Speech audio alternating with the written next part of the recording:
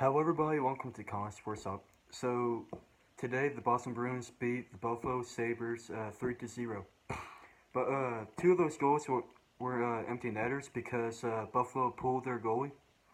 And for people who don't know, let's say if you're losing and there's 2 minutes left, or most likely less than 2 minutes left, you can pull a goalie and replace it with a forward or technically a defensive man, I believe. Most of the time, it's a forward because you're trying to score. But most likely, if you lose the puck, you're going to get scored on because obviously there's no goaltender. So that happened twice. The first goal, well, let's start it off from the beginning. So both Liner or Laner, however you want to pronounce it, and Ante Kudobin played fantastic. Uh, Buffalo had 36 shots on goal, while Boston, I believe, had 33. It may be 34, one of the two. So obviously, Boston had the shutout. Anton Khudobin was the MVP of the game. He's a very good backup.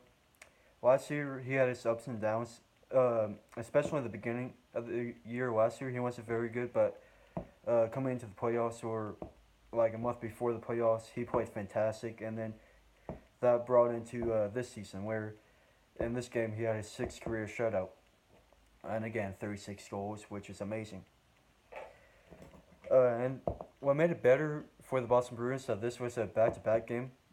Previously, they beat the Columbus Blue Jackets 7-2, so two very good games back-to-back. And I'm gonna be making a video of how Boston is playing fantastic recently, which is ironic because a bunch of people have been saying that Boston sucks, which is not true. We in the beginning of the season, yeah, we did, but to be fair, we played a bunch of rookies. We still are, but a bunch of our core players were injured, so there's that.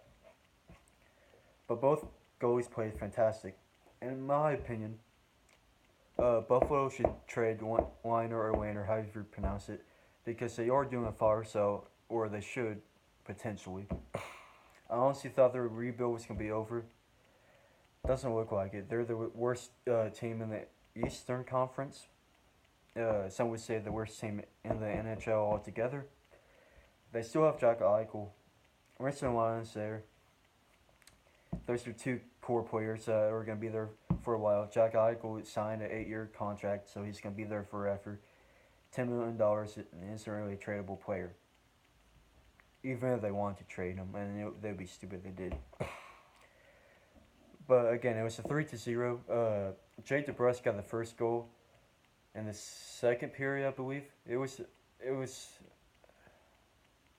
Yeah, I believe it was the second period. In the first period, the Boston Bruins were outshot 17-10.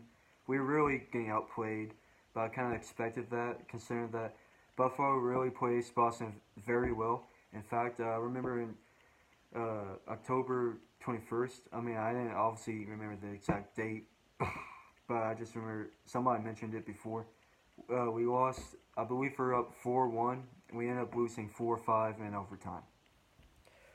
So that was unfortunate. But we won this game in the shadow, obviously. But Buffalo, we're rivals with them, even though Buffalo has been very good for upwards of the past 4 years, ever since they tanked for Connor McDavid. They got Jack Eichel. He's still a very good center. But Jake DeBrusk got the first goal. I don't know who got the assist, but then Noah Chari. Crap. Yeah, I see might have not been Noah Chari who got the first empty netter. But I'm pretty sure it was. I may be mistaken, but I'm pretty sure it was. Not very important. But and then Backus got the second empty netter, third goal overall. The bottom two lines played fantastic this game, and so did Krug. Really, he basically saved his open netter. Really, I mean, it wasn't really open netter, but it was a wide open net. He blocked it with his body, and we had a bunch of blocked shots. Torrey Krug, David Pastrnak, those are the two big ones that I saw in the first period. I was afraid that David Pastrnak was injured, because he took it in the femur, I believe. I already forgot. I forgot my kinesiology lessons. I'm a kinesiology major. I forgot the bone that's actually called. I'm pretty sure it's a femur. I'm sorry. I just worked out and I'm tired. I'm being stupid right now. I was afraid David Pastrnak got injured. Wasn't the case. But like I said before, I believe that they should trade Liner, or and Evander Kane, meaning Buffalo Sabres, because I don't know. Maybe they should do another elongated rebuild. I feel bad for the Buffalo fans. I mean, you see all these other fans leaving, not really filling out their stadium when the team is bad. That's not the case for Buffalo. When you look at Florida, Carolina, Arizona, not very good attendance policies. Buffalo still, they're one of the worst teams. They've been there for since 2014, and they're still filling out their stadium. So I have a lot of respect for Buffalo fans and Buffalo as a franchise.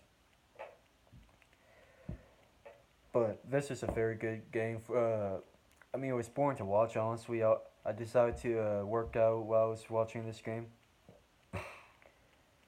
But it was a very tight game, despite the score. Obviously, I mean, it was 1-0 coming into the last 2 minutes, and then obviously the last two goals were empty netters.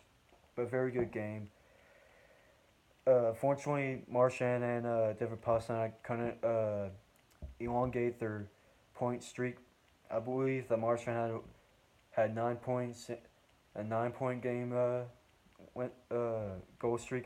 Point streak, and then David Pastrnak had a 12 game streak. Not the case anymore.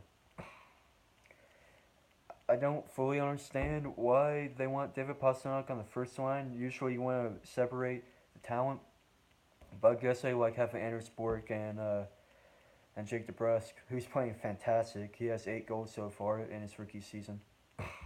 I guess they want them to be paired together. And a lot of people were upset in the 2015 draft that we drafted him, or technically the trio. I know Jakob Zaboral and Jake DeBrusk. I forgot the third guy. Sure, Thomas Chabot is technically a better prospect right now than Jakob Zaboral, but everybody thought that Jakob Zaboral was a better player at the time. And then Kyle Connor, I would like them to draft him over. I forgot the third guy's name, but that's not part of the reason why I'm saying. But Jake DeBrusk is a very good player. He's only 20 years old. He's playing fairly good. I don't remember how many points he actually has, but in the past 2 games he has 4 points, 3 assists was actually no 2 assists was the game before, and then a goal, and they backed it up with this game with another goal. In fact, he might have had an assist off one of the 2 empty netters. I'm not 100% sure on that. But very good game for the Boston Bruins. I can assume that they're going to make the playoffs. I mean, it's way too early to say. That being said, they have a game ahead of Montreal and Detroit, and they're, I believe, either 5 or 7 points ahead of them, which is fairly important if you want to make the playoffs. Honestly, I want the Bruins to miss the playoffs like a top 5 draft pick.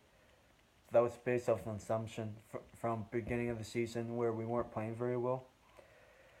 But obviously, I would like to see them make the playoffs now. Do you think they can make a run?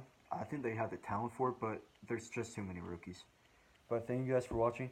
Please like and subscribe, and don't forget to share the video. Thank you.